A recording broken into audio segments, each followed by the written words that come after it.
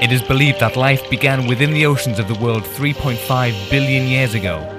Man will never know how life began, as many theories have been created by both scientists and religionists alike over the years, and no one answer can ever be agreed upon. But one thing we can almost guarantee is that life started within our oceans.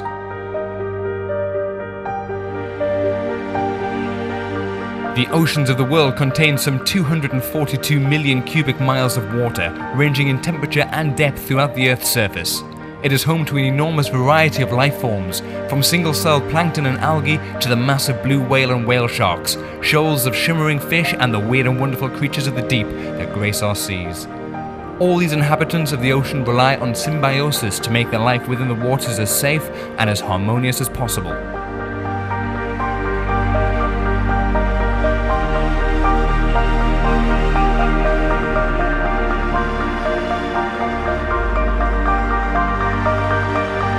The term symbiosis is derived in history from early Greek, sym meaning with and biosis meaning living. This commonly describes the close and often long-term relationship between completely different species. Its use in modern-day marine study dates back to 1879, when German mycologist Henrik Anton de Bary stated it as the living together of unlike organisms.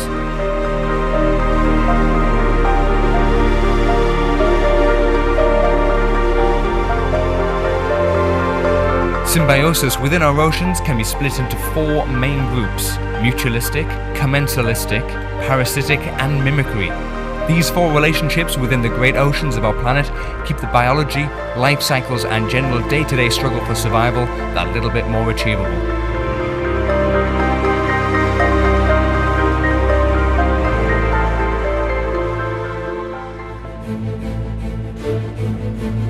The term mutualism describes any relationship between two species where both individuals gain benefit from the relationship. Mutualism is well noted within oceanic life, starting with some of the smallest organisms in the sea, the coral polyp itself.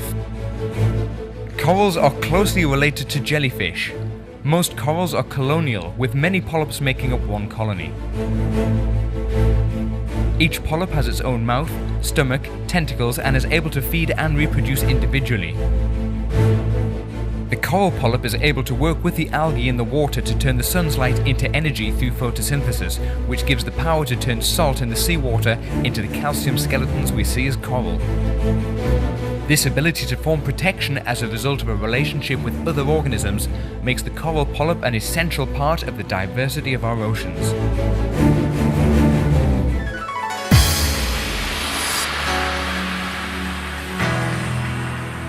One of the best known and documented mutualistic relationships is that between the clownfish and the anemone.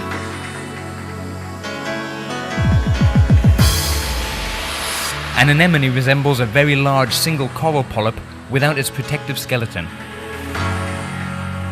They come in a variety of colors and sizes and are loaded with stinging cells which can paralyze small fish and keep the anemone safe from predators. The territorial clownfish lives within the tentacles of the anemone, which offers it protection from passing danger.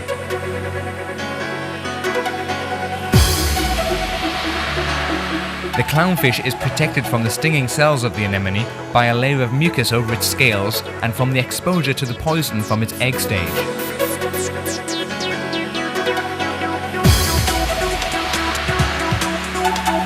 The clownfish feeds on small invertebrates which would otherwise harm the anemone, therefore keeping it safe, and the anemone gains food from the fecal matter from the clownfish.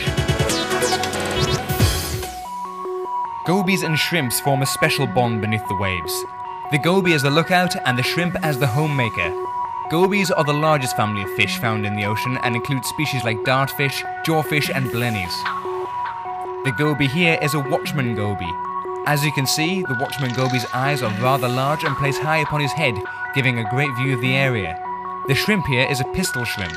The shrimp creates a burrow in which to live, but is almost completely blind, so alone doesn't stand much chance against predators. Between these two creatures, there is a relationship that relies on touch. The shrimp, unable to see, keeps one of his long twitching antennae on the tail of the goby at all times when outside the burrow.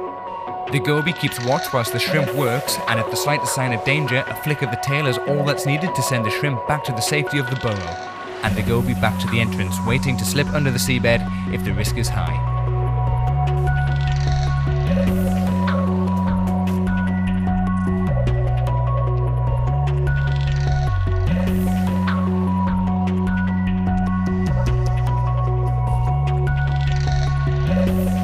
it's not just the watchman goby that has this relationship with the shrimp.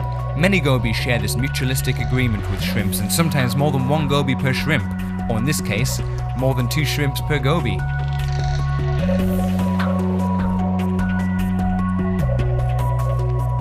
Another perk to the shrimp side of this relationship is the shrimp is a bottom feeder, and therefore gains a free meal from having the gobies right outside his front door.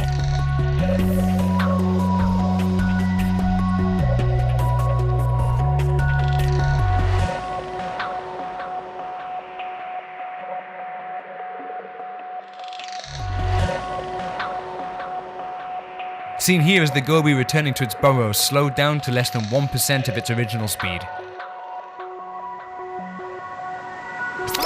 And here it is at normal speed.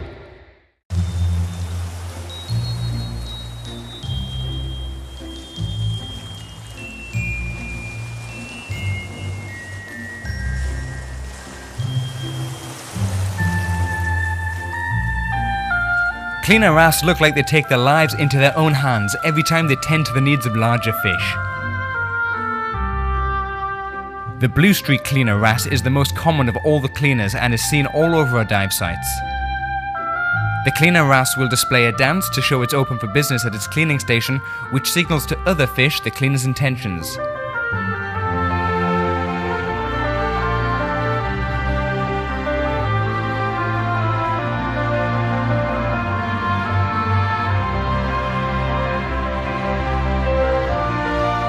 There is an unwritten rule of the oceans that a cleaning station is not a snack bar, and as it serves to benefit both fish, this rule continues unbroken.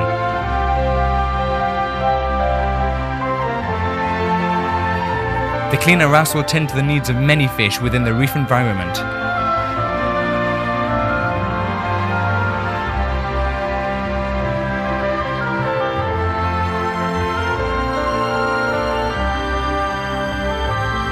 Batfish are a regular customer for the wrasse. A far larger fish than the wrasse, the batfish will change colour to signal to the tiny cleaner that its services are required at the cleaning station. The batfish will turn on its side, open its gills and mouth, and allow the cleaner wrasse full access. In all reality, the trust levels here are very high for both. The batfish could easily make a light lunch of the wrasse, and in turn, the wrasse could do untold damage to the batfish whilst inside its gills. This relationship is once again mutual. The batfish gets a thorough cleaning from the wrasse, and the wrasse gets a meal of ticks, parasites and algae from the batfish. The wrasse is classed as an obligatory cleaner. This means it gains almost all the nutrition it requires from eating parasites from the bodies of other fish.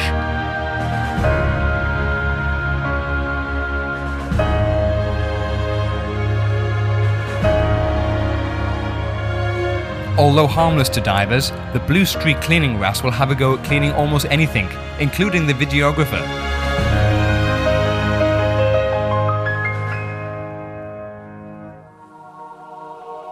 In a commensalistic relationship, one organism will use another to its advantage without harming or helping its host. There is much of a grey area around the commensalistic relationship within the ocean. There is always the question of who is gaining and who's losing out. The remora here is a free-swimming fish, quite able to fend for itself. However, a far easier life can be gained from clinging on to much larger fish, hitching a free ride, and feeding off leftover scraps that larger fish may leave behind.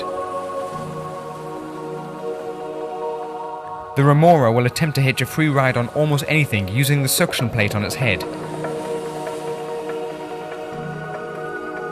Once again, the same videographer with the same hairy knees can be seen with a remora attempting to get a free ride.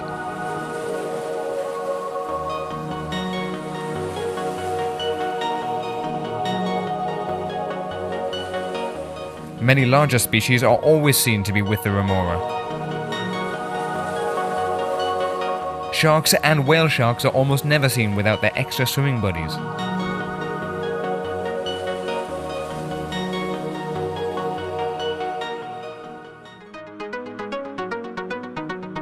A parasitic relationship is said to be occurring when one organism lives with another and gains from the relationship, and the host suffers directly as a result.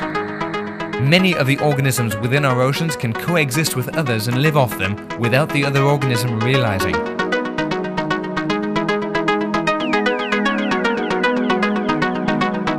The boring clam is named after its ability to bore directly into whichever substance it lives on. Starting burrowing from very young and only 4 millimeters long, the clam uses a mixture of weak acid and grinding to slowly embed itself in the coral. This gives the clam a safe place to live, keeps it upright for maximum feeding efficiency, and in turn damages the coral it calls home.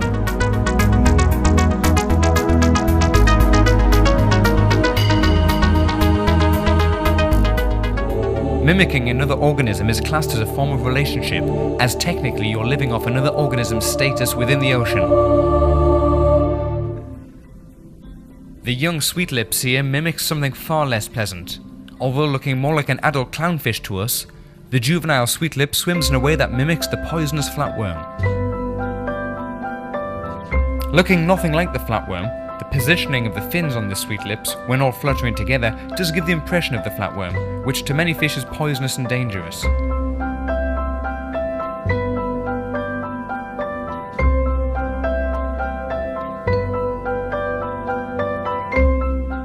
This, however, only occurs in the juvenile stage of life. As the fish matures, it changes dramatically in both size, shape, and colour.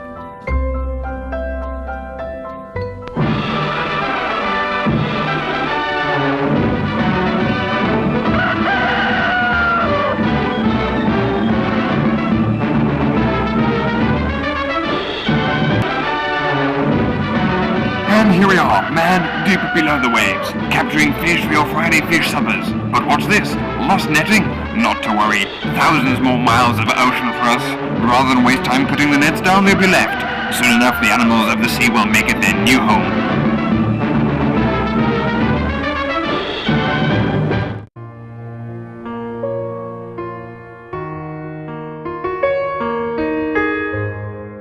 Many years ago, before the idea of marine conservation, reef management, or using the ocean for anything other than a dumping ground, fishermen would just cast their nets wherever they wanted, regardless of the damage they caused below, as you can see from this footage. The sad reality though is this footage is not from the 1930s, it's from now, and even with all the education and management strategies in place, fishermen and the like still treat the ocean with disregard.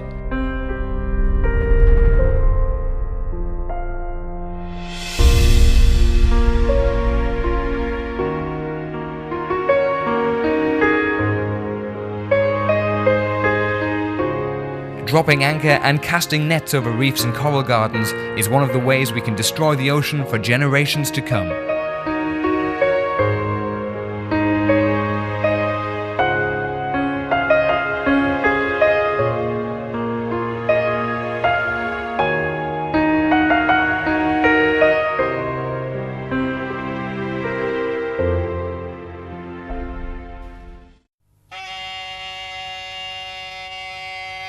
Koh Tao, a tropical paradise nestled within the Gulf of Thailand, covering a little over 21 square kilometers and housing less than 1,400 locals.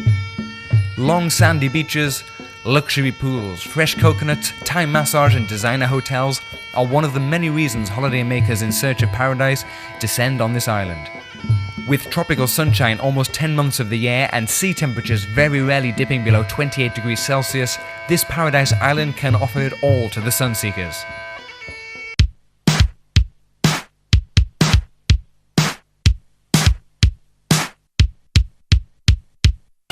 The majority of tourism generated in Koh Tao, though, is based on the island's amazing diving community. From tri-divers and dive masters to photographers, snorkelers, professional HD videographers and tech divers. Man's relationship with the ocean has been shaky over the years, and it's only now that scientists are noticing the massive changes happening within our seas. One of the ways we can help the oceans is with close monitoring and eco-projects like this one. The man in charge of the Koh Tao Eco Reef is Nathan Cook. Junkyard Reef was designed as a training site for the increasing number of divers that we have coming to Koh Tao, located just off the beach near Crystal Dive. The aim of Junkyard Reef is to develop these new areas so that we can take some of these divers who are not very good in the water just yet, still need to practice their skills, things like buoyancy and so on, take them somewhere where they can see something, but it's not one of our nice, pristine dive sites, so they can, there's not the threat of a great deal of physical damage from an increasing number of beginners on Koh Tao. We're building structures, some of them are taller with a bit more space inside, some of them are broader, and have swim-throughable options, so that's for people to practice their buoyancy. Others that are a bit more enclosed are more to develop fish and other habitat, so that other organisms can come in and give us something interesting to look at while we're swimming around and practicing our skills. And we've used quite a bit of cement and steel structures. We had an old fin rack from the equipment room here, which we've sort of stacked up with cement to weigh it down, old cement sort of slabs, and that has been probably the best structure we've had down there so far. We've used other objects like PVC, which is very long lasting and hard wearing, which corals actually like to adhere to, and gives us an easy form to use and deploy in a location where we don't have the best logistics as far as doing industrial strength sort of objects. Junkyard Reef's been down there about 12 months now, and it's amazing how much life has come into what was previously a very barren part of Mayhad Reef. Mostly just sand previously, and now there's a lot of fish and other organisms that have gravitated to the objects that we've put down there.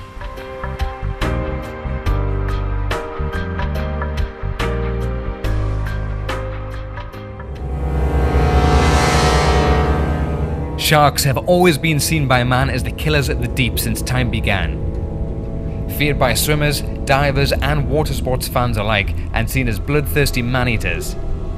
The sad truth is, though, that sharks have no interest in killing or harming man. Generally, sharks will only attack man as a mistake. Swimming or thrashing around on the surface, or just up there with a surfboard, anyone can look like a distressed seal, something the shark would attack in the oceans in its natural habitat. Between 5 and 8 people per year die from shark attacks globally. When you look at that against other statistics, over 100 people per year are killed by elephants and tigers.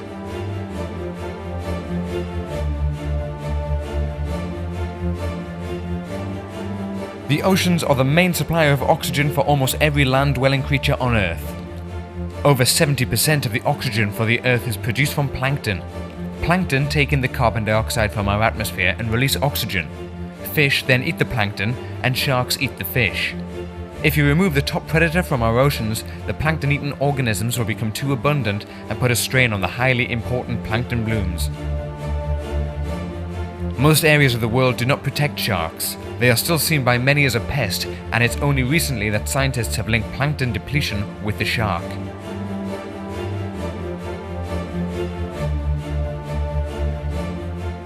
Even in our modern society, sharks are killed for their fins.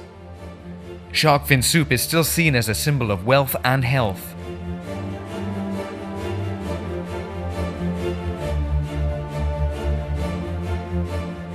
People still believe the myth that sharks do not suffer from illnesses, and if we eat their fins, their powers will pass on to us.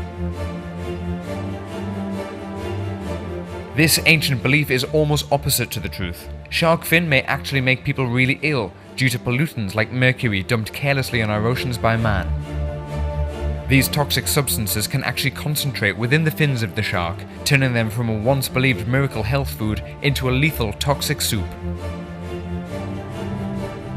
Without the sharks to keep our oceans in check, our planet could start spiraling towards a problem which mankind knows no answer to, triggering catastrophic changes on Earth and bringing the start to the end of the world as we know it today.